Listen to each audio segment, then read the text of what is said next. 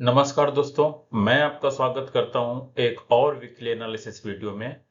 इस weekly analysis video में हम लोग देखेंगे निफ्टी, बैंक निफ्टी और स्टॉक्स के बारे में। ये हम उस वीक के एनालिसिस की बात करेंगे जो वीक अभी जस्ट खत्म हुआ है, अगस्त 4 से लेके अगस्त 8 तक वाले। तो चलिए स्टार्ट करते हैं। पहले डिस्क्लेमर देख लेते हैं। तो I am just sharing my personal view on my own study as a trader. Everything I discuss is for educational purpose only. Please consult your financial advisor before taking any decision. Trading in equity market involves risk.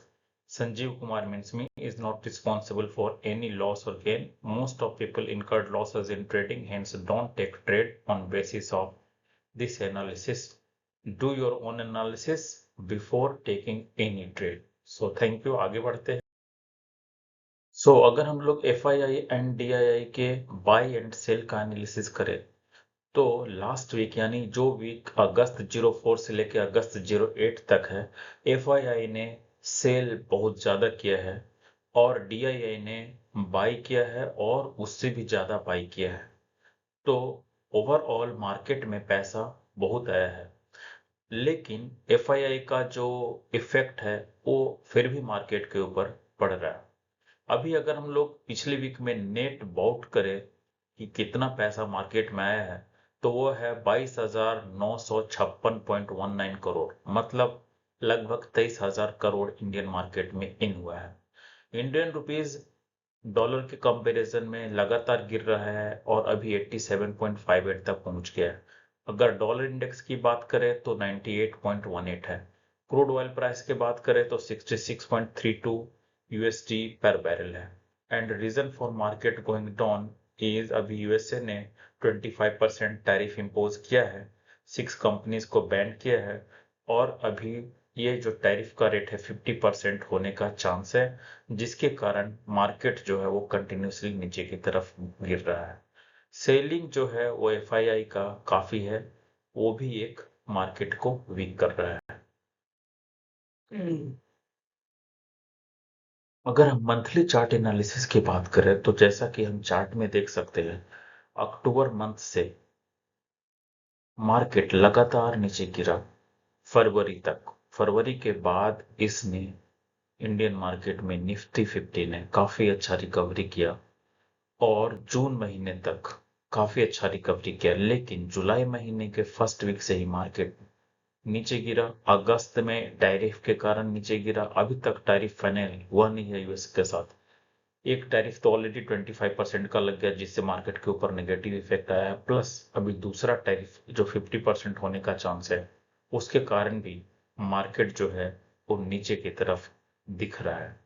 तो अभी देखते हैं और ज्यादा analysis करते हैं weekly basis पे, daily basis पे, और देखते हैं कि अभी हमको कैसा सिचुएशन है, क्या करना चाहिए। जैसा कि अभी हम निफ्टी 50 वीकली चार्ट एनालिसिस करें तो उसमें हम देख सकते हैं कि लास्ट 6 वीक से, मींस जुलाई के फर्स्ट वीक से ही market, Indian market Nifty 50 continuous नीचे गिर रहा है और टैरिफ का जो अभी अनसर्टेनिटी है उससे अभी ऐसा लगता है कि अभी और 1-2 वीक जो है वो मार्केट नीचे की तरफ ही गिरेगा। तो इंडियन मार्केट के लिए अभी सिचुएशन सही नहीं है। अभी देखते हैं कि कब ये जो है मार्केट में सुधार होता है। अभी का जो तत्काल लेवल है वो 24,363 है। अभी जो नेक्स्ट सपोर्ट है वो 24,000 लेवल का है। तो वहां तक मार्केट पहुंचता है, क्या करता है, depending on tariff, depending on Indian market, देखते हैं आगे कैसा सिचुएशन होता है। अगर हम निफ्टी 50 के डेली चार्ट एनालिसिस की बात करें तो जैसा आप फोटो में देख सकते हैं, लास्ट 5 कैंडल अगर आप देखें तो इसमें 3 रेड और 2 ग्रीन कैंडल है। ऐसा ही हम एवरी वीक में अगर एनालिसिस करें तो हम ऐसा ही पाएंगे कि मार्केट ग्रीन कैंडल बनाता है, ऊपर चढ़ता है थोड़ा, लेकिन उसके बाद रेड कैंडल बना के नीचे की तरफ उतर जाता है। मतलब मार्केट इंडियन निफ्टी 50 स्टॉप करके ऊपर चढ़ने का कोशिश कर रहा है, पॉजिटिव रिजल्ट देने का कोशिश कर रहा है, बट कंटिन्यूअस कुछ ना कुछ कारण हो रहा है जिसके कारण मार्केट कंटिन्यूअस नीचे गिर रहा है।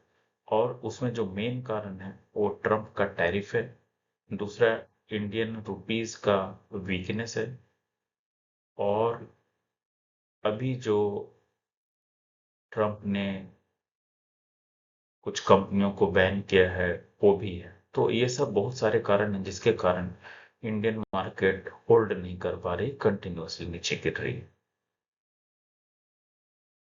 अगर हम बैंक निफ्टी के मंथली चार्ट एनालिसिस की बात करें तो निफ्टी के जैसे ही बैंक निफ्टी भी जुलाई फर्स्ट वीक से कंटिन्यूअस नीचे गिर रही है, और जैसा कि आप देख सकते हैं कि अभी 55,000 के लेवल के जस्ट ऊपर है।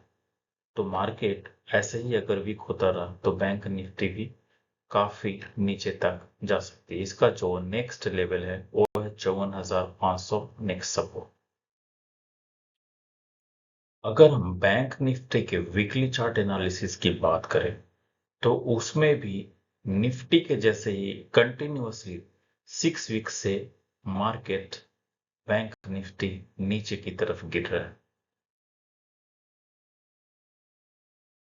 अगर हम बैंक निफ्टी के डेली चार्ट एनालिसिस की बात करें उसमें भी हम देख सकते हैं कि बैंक निफ्टी होल्ड करने का कोशिश कर रहा है, लेकिन एवरी वीक में कुछ ग्रीन और कुछ रेड कैंडल बना के कंटिन्यूअसली ये नीचे की तरफ गिर रहा है। अभी का जो लेवल है वो है 55,004, मीन्स 55,000 के जस्ट ऊपर है। 55,500 एक स्ट्रॉन्ग सपोर्ट है। अगर ये सपोर्ट ब्रेक होता है तो बैंक निफ्टी काफी नीचे जा सकता है। अभी देखते हैं कैसे सिचुएशन, कैसा मार्केट आगे की तरफ बढ़ता है। सेक्टर एनालिसिस की बात करें, कौन सा सेक्टर निफ्टी में अप है कौन सा डाउन है, तो हम देखते हैं कि मंथली बेसिस पे निफ्टी आईटी और निफ्टी ऑटो जस्ट 1% ग्रीन है। और अगर हम नेगेटिव में देखें तो Nifty utility, Nifty oil and gas and Nifty energy ये काफी नेगेटिव है। की बात करें तो हम देखते हैं कि Nifty auto, Nifty FMCG, Nifty PSU bank ये पहले से थोड़ा ज्यादा ग्रीन होने का ट्राई कर रहे हैं मार्केट में इतना अनसर्टेनिटी होने के बाद भी। और Nifty pharma, Nifty reality, Nifty health care ये नेगेटिव में है।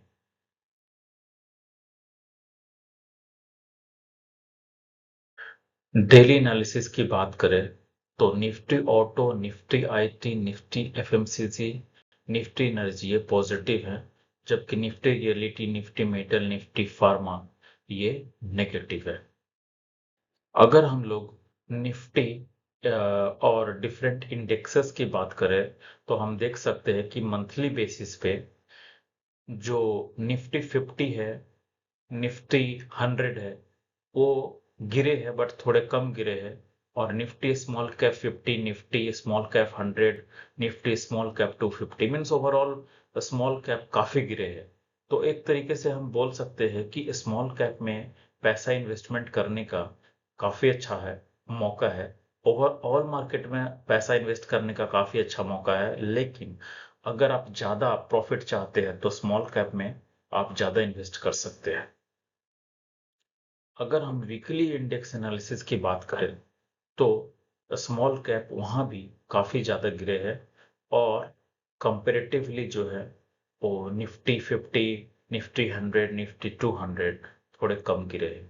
तो स्मॉल कैप ज्यादा गिरने के कारण अगर आप कुछ इन्वेस्टमेंट करना चाहते हैं तो स्मॉल कैप में लॉन्ग टर्म के लिए इन्वेस्टमेंट कर सकते हैं, क्योंकि आज नहीं तो कल ये टैरिफ वॉर खत्म होने वाला है, और ऐसे में इन स्मॉल कैप कंपनीज में काफी अच्छा प्रॉफिट आने का चांस है।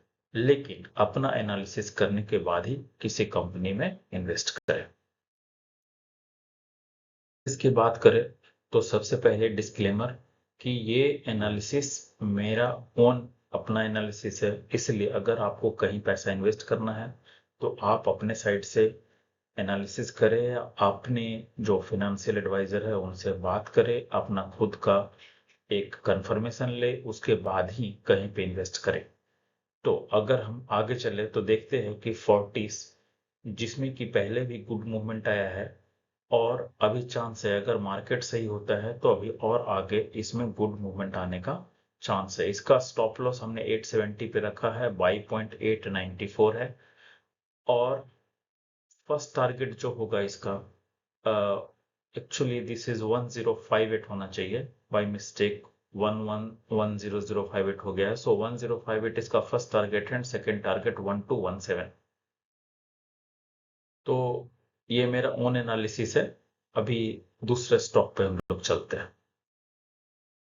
वो है जेके सीमेंट।